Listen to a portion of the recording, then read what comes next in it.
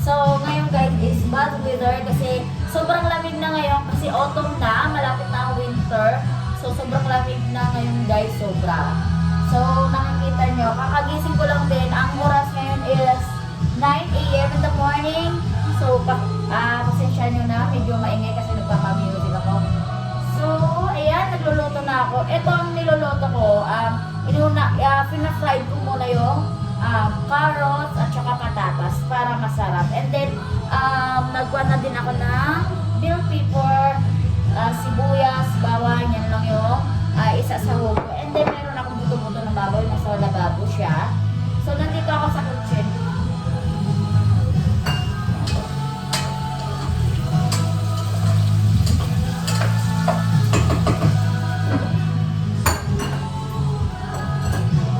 Hihintayin ko lang siya ma-fry guys. Ayan siya.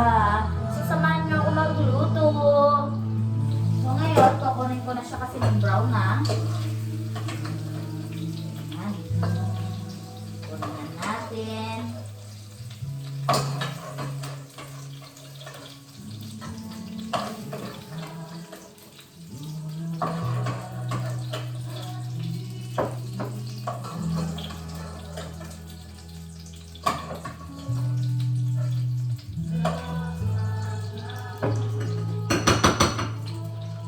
Ilalagay ko muna ay, uunahin ko muna yung bawang. Obvious ba? Lagi-lagi natin inuuna yung bawang. So, bawang. Tinuro ko siyang maigi kasi yun ang gusto ko.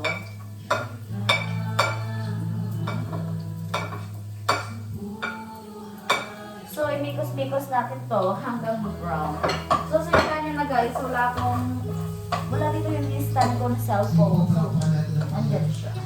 Come on, church, give God the best love offering this morning. Ibigay po natin sa Diyos ang pinaka- So, ako palagi nyo nakikita na sa likod lang. Kasi guys, yes. Wala talaga akong stand. And then, I don't know kung wala kasi siyang harap. Kaya, medyo nakuha ako nito.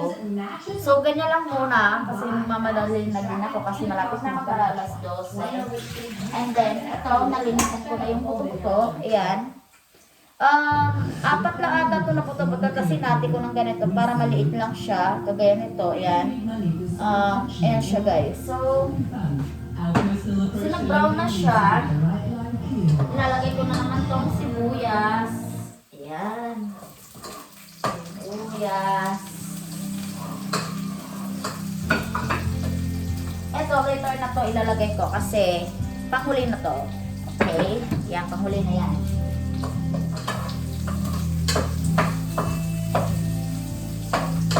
Hintayin natin ito mag-golden brown. I have carrots here. May nakita pang carrots. So, ilalagay natin siya.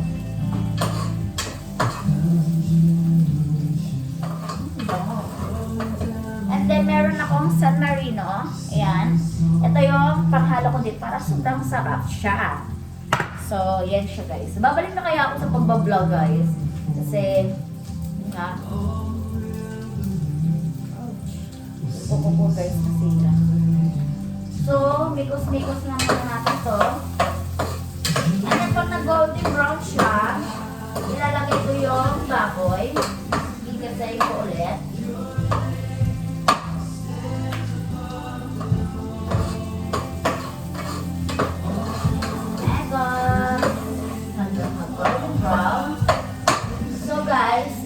Tutur ko lang dito kayo sa kitchen. Wait, I show you my kitchen. Ayan, ito yung lababo. And then, meron kaming pantry. Pero makonti lang to. Ang pantry talaga namin yung doon sa loob ng kuha namin. So, ito siya is, konti lang siya guys. Kasi, nabawasan na nga. Hindi na ako nakapag-vlog. Kasi hindi naman ako masyado, tinatamad ako mag-vlog. So, I have this one, Nutella, egg, at saka ito mga snack ko. Pero, ito guys, bira lang ako nag-i-snack na. Tsaka I have dito, sardinas, magsasalad yung stepdaughter ko. And then dito, my God, yan siya guys. And then dito, coffee niya, yung malaki, yan. Yan siya guys. Yan lang yun. And then, wait. Baka nasusunog na. So, mikos-mikos lang natin.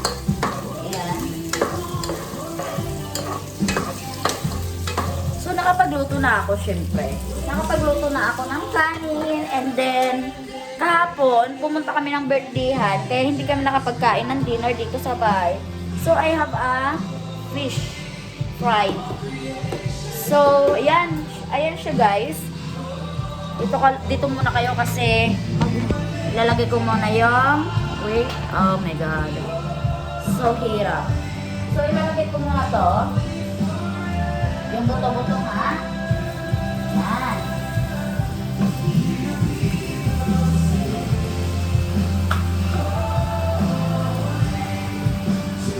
So, ilagay ko na. Ilagay ko natin.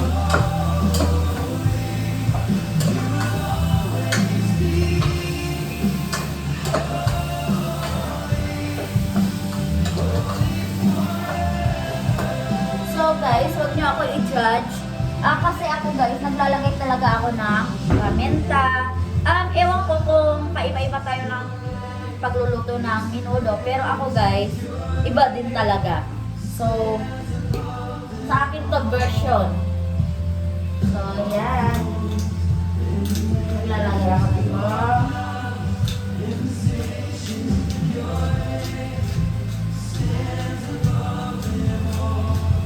Ang hirap nito kasi maliit yun. So, i-make up natin ulit.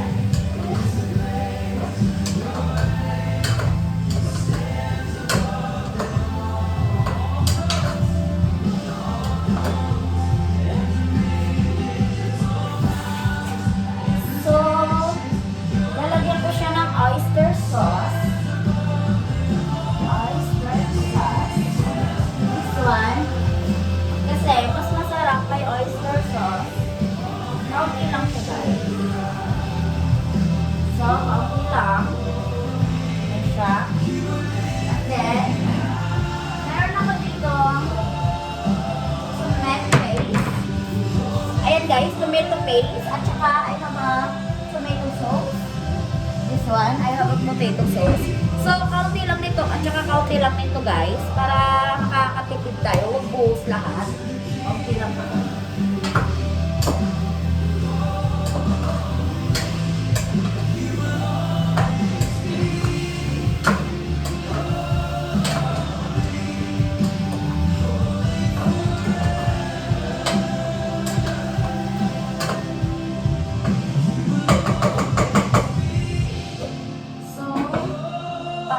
Natin ng 25 minutes o 10 minutes. So, papakita ko na lang sa inyo sa labas, guys. Sobrang lamig. Buti na lang, may heater kami dito na malaki.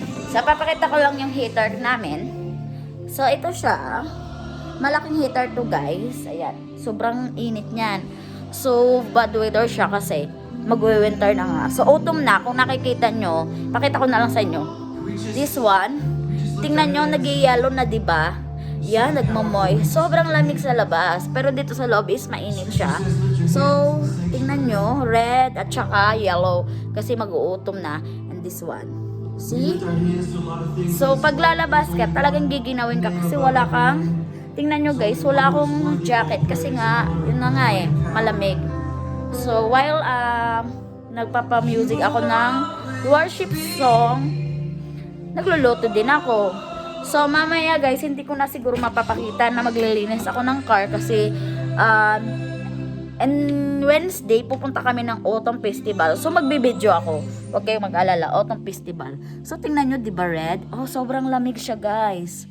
Yan, maglilinis ako kasi Wednesday ng umaga, aalis kami kasi day off. So, doon kami maggagala sa Autumn Festival sa Our Town. So, ayan siya. Nakakuha na siya guys, diba? So later, if nakapagkuha na siya, kumulo na siya. So, ayun, ilalagay ko na yung tomato sauce at saka lalagyan ko na siya ng Argentina. So, meron ako dito plants. I have a plants. Tatlo lang siya na mabuhay. Kasi dito guys, pag kuha namamatay. So, this one is, binigay lang to ng kaibigan namin. And then, this one, binigay ng pastora. Yan, pastora ang nagbigay niyan. And then, this one is, I bought this one in the warehouse dito sa New Zealand. So, binili ko siya. Sobrang ganda guys, diba?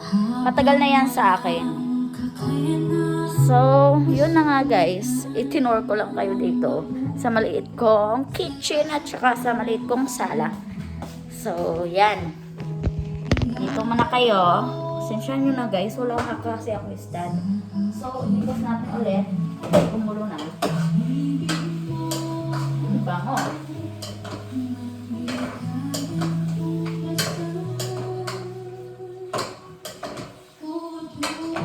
Oh. So, nahulog pa siya. Wala kasi ako stand guys. Kaya ayan.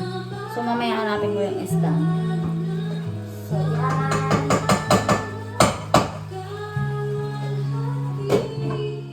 Kagabi, pumunta kami sa dinner ng kaibigan namin. So, dito sa New Zealand, sa ibang bansa, is also yung balot. So, may nadala ako, guys. Pakita ko sa inyo. Yung favorite ko, lechon. I have a lechon. Pero marami nagbibigay sa akin, mga kaibigan ko. Fish, ayan, malalaking fish. At saka grocery namin. Ayan yung grocery. Ayan yung fish. Ito. Fish, ito yung binigay din sa akin. At saka bumibili kami ng bananas. Ayan siya guys. Ganun lang talaga dito sa New Zealand. At saka dito sa isang ref, is kaunti lang siya. Syempre, wag puro karne. I bought this yesterday, I think. So, I have a tilapia and okra. I have a okra. So, this one is galonggong. I have a galonggong. So, ayan siya guys. Sobrang lamig And this one, I think it's empty. Yes, that's empty. So, yan lang guys, yung pinapakita ko sa inyo. So, while ako nagluluto dito, pagkukwentuhan muna tayo. Kasi first, kuhaan ko dito. Ay, hindi! Bira lang kasi ako nagbablog guys. Kasi minsan busy din. Lalo na ngayong, minsan nag-work ako. Ayan. So, dyan ka na muna. Ayan. So, ito. At saka, tingnan nyo guys. Meron ako. Charon. I have a magic syrup. I bought this in the Asian store. And then, maglalagay ako ng this one. Ang tawag nito, patis. Kasi, masarap to pag nilalagyan ng patis.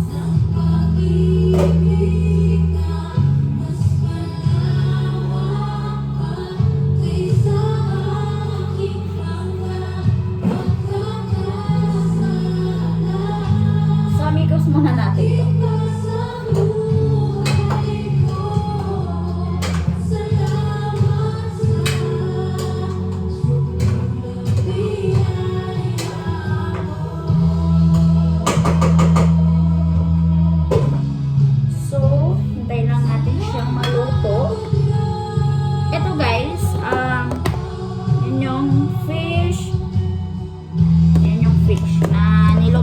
Kasi hindi nga kami kumain dito.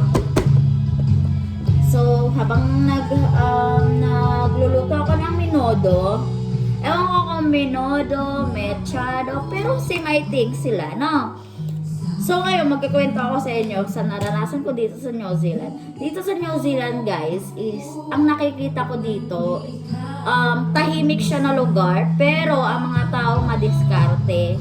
Kasi, lahat dito, guys, like, pag may overtime, dagdag ang sahod mo dito. Kagaya ko, like, nag-work ako sa, like, fabrika, or like, factory, like that. So, or farmers. So, dito guys, nung naranasan ko nag-work, kasi ako, may work ako dati, for now on, nagtitigil muna ako kasi, may, tinatanggap ako ng 2 company pero tinatanggihan ko kasi sobrang layo. So, I don't have license. So, ang pinili ko na lugar is dito lang sa lugar namin. So, kaya ko mag-drive kahit walang pulis. Kasi ang mga police dito guys, hindi ka hinahanapan ng license. Pag once na hindi ka nahuli. Pero pag nahuli ka, like overspeed ka sa kwan mo, patakbo ng car, so doon ka mahuli. Talagang mahuhuli ka. So sa experience ko dito guys, is sobrang ganda sa New Zealand. Tahimik, maganda yung tanawin, yung mga kwan dito is hindi sila mahirap about sa mga English. Kasi guys, ako talaga, totally, ang dinala ko lang dito sa New Zealand, nung dumating ako sa New Zealand, dito sa New Zealand talaga guys, is, how are you? Hi, ganon, hello. Ganon lang yung nadala-dala ko. Pero nung nandito na ako, tumagal ako dito sa New Zealand, is, nasanay na ako sa mga English. Totally, hindi pa ako marunong talaga. Pero habang nagsasalita sila, syempre, kailangan mong intindi. Like, yesterday is nag-work ako ng FAB. Ang FAB dito guys is hindi kagaya sa Pilipinas ha. Dito sa FAB is may restaurant, inuman, pero tahimik. So doon ako nag-work. All around ako doon guys all around. Nakikita ko lang, while nagda-drive ako, walang mga car, lalo na paggabi. Kasi dito guys, like sa Pilipinas is 5 hours ang pagitan dito sa New Zealand. So ngayon is winter na, 4 hours na lang. So pero yung summer is 5 hours. So nung summer guys is, ang gabi dito is 11 PM and the evening. So sinasabi ko yun guys kasi dito alas 10 ng gabi, umaga pa lang. So para sa akin, sabi daw nila mahirap mag-adjust, pero sa akin hindi, kasi antukin talaga ako guys, at saka lamigin. Kaya dito pinili ko talaga yung may heater na marami doon sa kwarto at saka dito sa living room, living room at saka dito sa kitchen area. So while nag-work ako doon, yung mga kiwi, like tinatawag nilang kiwi kasi kiwi nga sila. So yun, naiintindihan ko sila while tinuturuan nila ako kasi first timer sa restaurant pa naman yun guys, restaurant na may mga inuman ganon, yung basta ganon. Yun, ang kinukuha ko lang is sabi ko, naiintindihan ko naman sila. Bakit yung iba na baka hindi daw marunong English, ganon, judgmental yung ibang Pilipino dito. Pero may mga friend ako dito na hindi, kasi pumunta dito sila ng bahay, ayun, nag-uusap-usap kami. Like for now, hindi sila makapunta kasi may mga work sila. Pero kagaya ko, may work din ako, so hindi sila makapunta kasi walang tao dito. So yun yung kinikwento ko sa inyo. Sobrang ganda sa New Zealand. And then in the next year, uuwi ako ng Pilipinas. I don't know if makakuha ako ng license, pero sana makakuha ako ng license kasi ang hirap mag-drive. Na gusto ko mag-drive sa town, like doon sa town na gusto ko pagtrabahuan, na kinukuha ako. Kaso tinatanggihan ko guys, grabe. No experience pero nakukuha ako. Ganon talaga dito sa New Zealand. Hindi sila nagja-judge kung nakapagtapos ka ba, marunong ka bang English. Basta yung pinaka-importante, susundin mo lahat. Yung lahat ng tinuturo, dapat lagi mo tinatatak sa utak mo. Ganon. So, wait lang guys ha.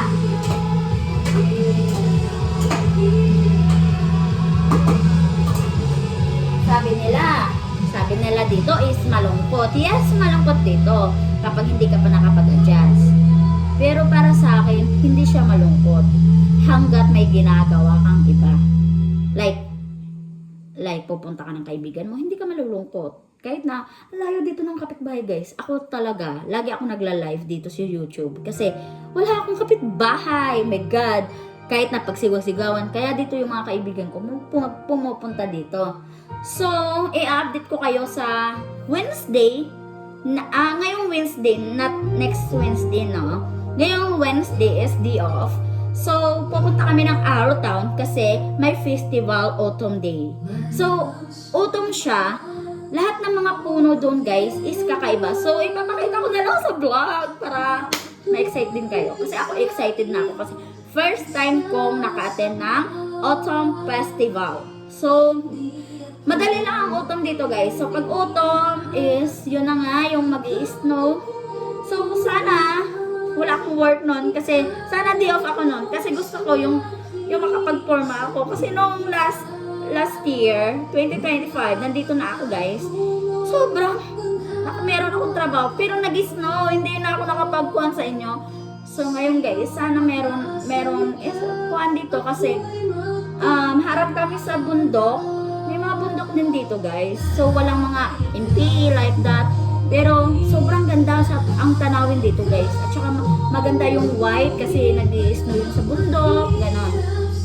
So yun. Yan ang kinakwento ko sa inyo. Kasi ngayon lang ako napag-isipan ko na ay magbablog na lang kaya ako. Para ipakita ko sa inyo kung anong life ko dito sa New Zealand. So guys, sobrang taba ko na. So, sensya nyo na kasi kakatapos ko lang maghilamos, mag-toothbrush. Tsaka hindi pa ako makapagligo kasi sobrang lamig. May heater naman kami pero nakakapagod talaga guys. Pero siguro later, maliligo ako kasi I don't know if pupunta ako sa kapitbahay. Pero nakakatamad kasi sobrang lamig. Mas maganda yung mainit. Update ko kayo lagi. Magbablog ako lagi sa inyo. Update ko na kayo. Paalalahanin nyo ako guys ha. Dami kong dada kasi na-miss ko kayo and then na-miss ko yung mga subscribers ko. So, hindi din ako makakapag-underwater kasi dito guys is sobrang lamig. Nagpa-prank lang pala ako nung nag-post ako na uwi ako ng Pilipinas pero hindi pa ngayon. Next year soon if I have a ticket. Sana makakuha ko ng ticket na makapunta na ako ng Pilipinas vacation in 1 month and then balik na naman dito sa New Zealand. So, ayun. Ang hirap dito guys. If wala kang work and then wala din work yung husband mo, wala kasi dito kailangan mo may trabaho. Malaki yung sahod dito like ang 1,000 mo equivalent mo, tama ba? I-times mo sa 35. So, sobrang laki. Sa 1 day mo lang yan. Oh, hindi. 5 days mo lang yan na. Kasi ako guys, naranasan ko na nung nag-work ako sa restaurant. 3 days ko lang, nakakuha ko ng 3 mahigit. So, tinimes ko. Wow, sobrang laki. Pero ang trabaho mo, sobrang gaan. Alam nyo yung guys, yung napaisip ko, yung doon ako sa Pilipinas, sabi ko, oh wow, mas malaki dito. Kaya nakapagbili ako ng iPhone, nakapagbili kami ng basta marami kami. Ako ang goal ko talaga is makapagpatayo ng bahay. Soon, I hope soon na palarin na ako ng Diyos na makapagtayo ako ng bahay na at akin talaga. So, yun. Sana, in God's will. Tama ba? God's will. Yun na nga yun guys. Ang hirap naman ito. So, maglalagay na ako nito smear face. So, dito guys, mahal talaga yung bilihin. Like, ang Asian, ito, $4. So, times 35, how much?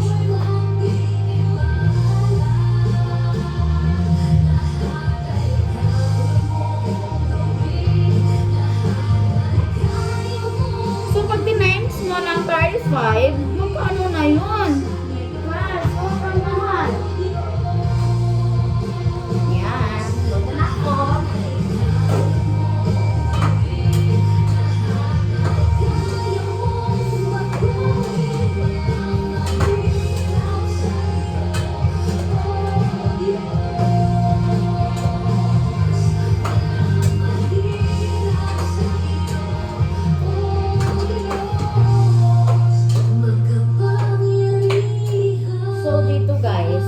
Nakapagluto lang ako nito kasi nga guys is nag-crave lang. Nag-crave lang ako. Nag-crave lang ako guys kaya niluto ko to.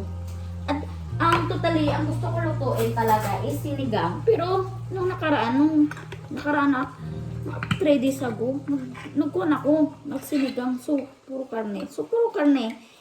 Kasi mahal dito ang gulay guys. Promise. $35. 3.9 stars out of 5. That's only 98% good. Where are we going wrong? Ideas? I might have called a private. Can you application? I might have left a voicemail for a customer and said, I love you. By mistake. nice emojis. And a love message. That's the piece of the star. So, yan. It's horrible, isn't it? But then average is only 4.9 stars out of 5. Yeah, we're not perfect. We just want to be better. So, lalagyan ko siya ng water. So, pakita ko na lang sa inyo. Ayan, uminit na. Nakita nyo yan? Mainit na. Pero mamaya, wala. So, forma na siya ng minodo. So, dito lang kayo. Dito guys, isang chocolate guys. Binibigay lang ng mga kaibigan, mga Filipino. So, mga Filipino din dito guys, is hindi marute. Arte sila, tapos kausapin nila ako. Oops.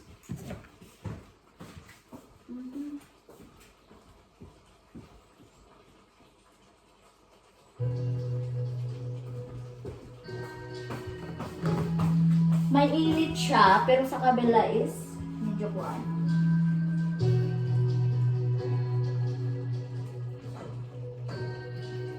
Huwag natin ubusin. Kasi ang hirap. Kunti-kunti lang.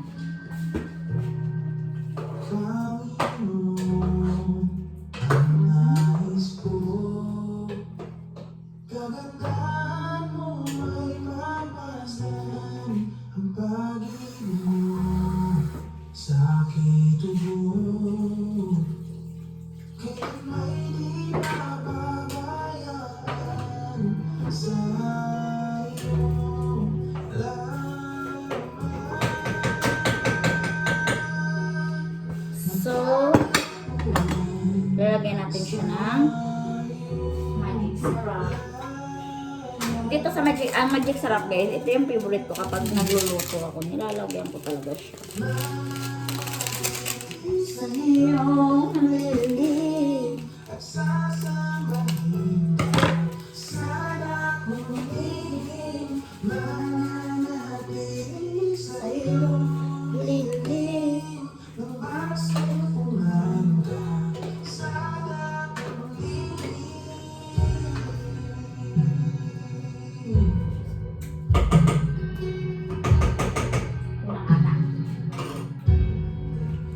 Kayo din ba guys? Naglalagay din ba kayo ng asukal? Para nagmiminudo kayo? Para sa akin naglalagay ako. Walang paatay. So, maglalagay ako ng asukal. This one. So, excited na din ako umuwi guys, promise. Vacation.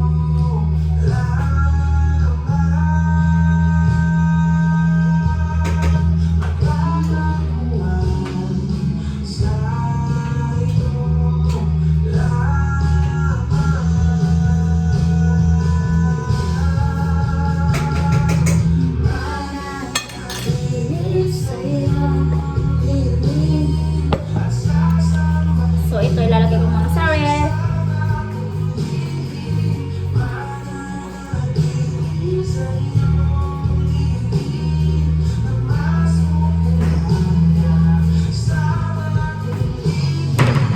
So, malapit na ako matapos guys. End ko na lang ata ang video. Tapos ipapakita ko na lang yung loto ko. Kasi ito loto ko. Ayan. Yun yung minudo na later kakain din kami. Kasi malapit na din mag-aalas 12. Yan siya guys. Mikos-mikos. Minudo na din siya. Mukha na din siyang minudo. So, pakuluin ko din siya. Pauntiin ko lang yung kwan niya. So, ayan. Well, nagmo-music ako. Ayan siya. So, medyo kwan siya guys. Cloudy siya ngayon. Pero, mainit na. Yan ang gusto ko. Mainit. Pero, dito guys is maraming langaw. Marami siya talagang langaw. So, yan ko na ang video guys. Bye-bye. See you in the next video. Bye!